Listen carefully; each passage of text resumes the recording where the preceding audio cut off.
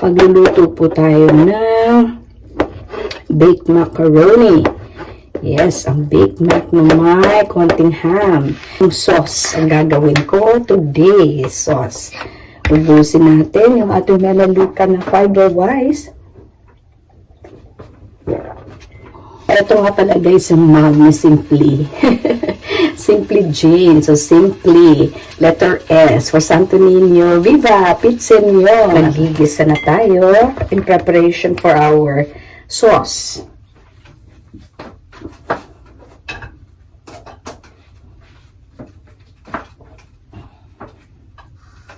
Okay. Alam mo ito guys, may soluble at non-soluble fibers. Itong fiber-wise, ito po. So, yun ang na-notice ko.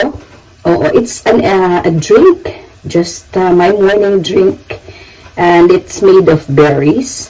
So, may soluble fiber siya, which will give us nutrients. And may insoluble fibers na magbibigay sa atin ng good digestion. Ayan, kasi ang gagawin ng insoluble fibers, palalaki mo yung stool natin para ma-drain lahat, malinis yung ating gut. Yes. So, good luck sa inyong lahat sa inyong pagpapa-healthy this 2025. Ayan, ubos na. Kung nakikita nyo po parang mayroong gel-like substance, yan po ang natitira. Lagyan natin ng tubig. So, hindi ko po ginamit ang hot water or cold water. Yung ano lang from the straight from our mineral water. So, yan. Gisa.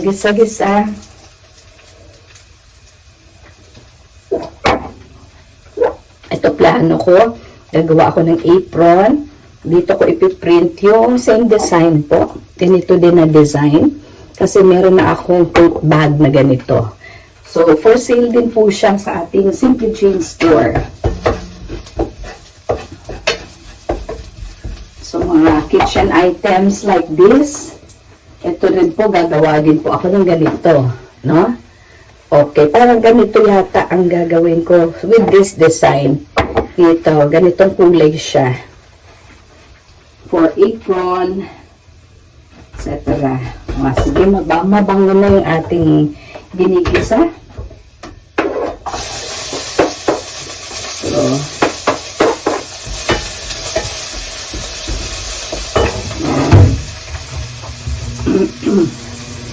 lagay na ako ng yan.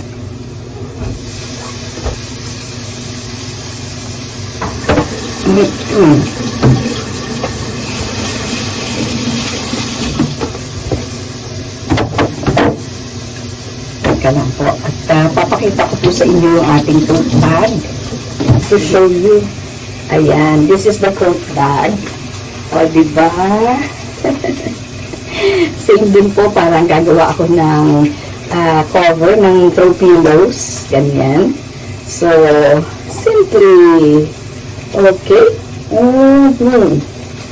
So, enjoy your day, guys. Hindi pa tapos yung aking niluluto. Nag-love shoutout po sa inyong lahat dyan. Oo, mga sisi at mga bro. Okay, ayun na po. Lalagyan na natin siya ng sauce. Ito po yan. Alright. Para rich in lycopene for our heart health. So, dapat daw, within a week, twice tayo magluluto ng tomato-based. Ganyan po. Para healthy, no? May carbs ka na, may protein, may vitamin C, minerals, ganyan. Tapos, nagsimula tayo ng morning natin with our healthy fiber-wise.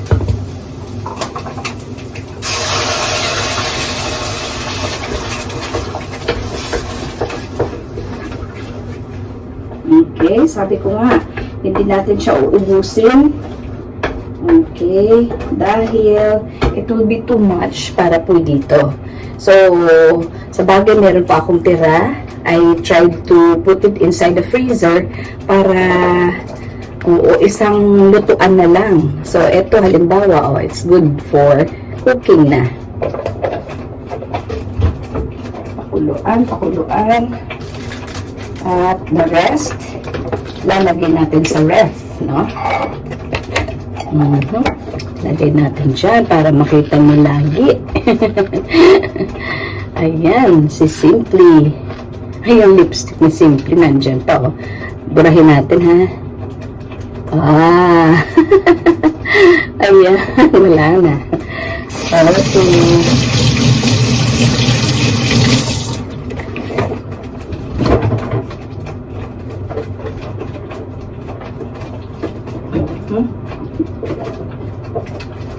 Wait lang.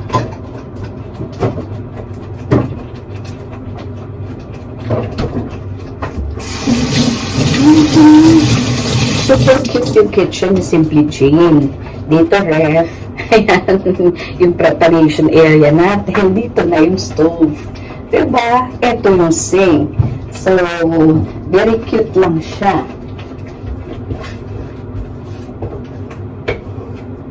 For simple living. Simple life, no? So, kumulo na.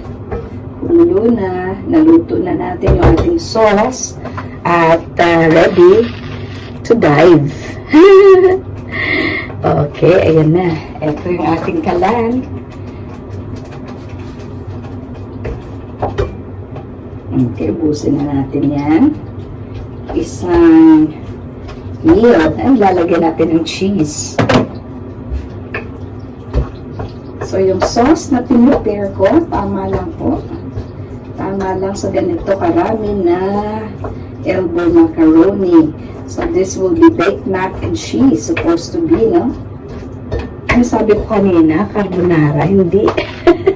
Baked mac and cheese. Baked mac with cheese. Ayan.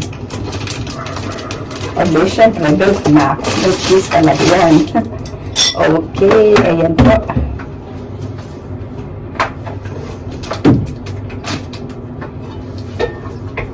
I-off na natin siya. Ready na yan.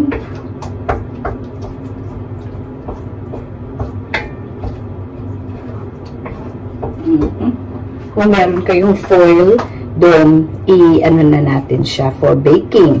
Good for baking. So, medyo wala akong lalagyan. Oo, nakalimutan ko pala yung foil, yung anong tawag din, parang aluminum na tray. So, wala din ako ditong ibang tray. So, ito lang. Ilalagay natin dyan sa oven toaster lang. Yun. So, ilalagay natin dito ang ating mixture at lalagay ng cheese. Lots of cheese. Yan natin, ha.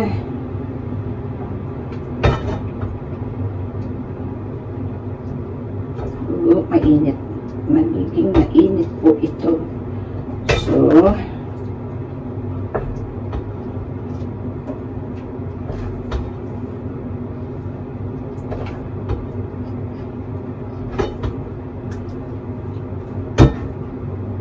mabilis lang siya gawin. Lagay ko na po dito. Pero wala pa siyang cheese. Kaya ilagay natin dito for paglalagay ng cheese. Para malagyan natin siya ng cheese. Ayan. Nilipat ulit yung ating baliktaran po siya, guys. Ayan. Back to back. Yung Simply. Where's the cheese? Ayun sa taas. Dahil ako maliit, I use the tongs para kunin siya. Ayan. Para-paraan, no? Para-paraan ni Simply Jane. Opo, ayan po. Ayan, ha? Hooray! Dapat maubos agad, no? Actually, ganito, ready to eat na yan. Pero iba pa rin na level pag binake natin siya. So, baked mac and cheese.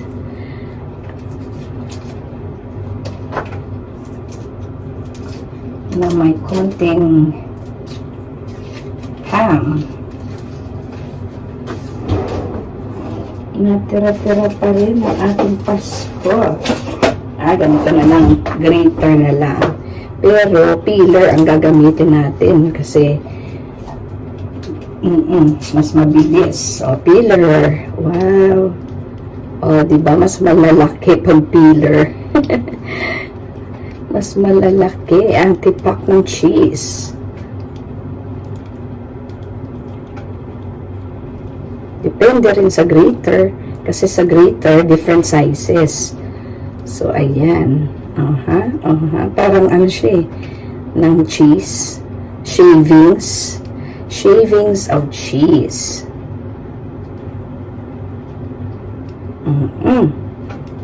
Okay.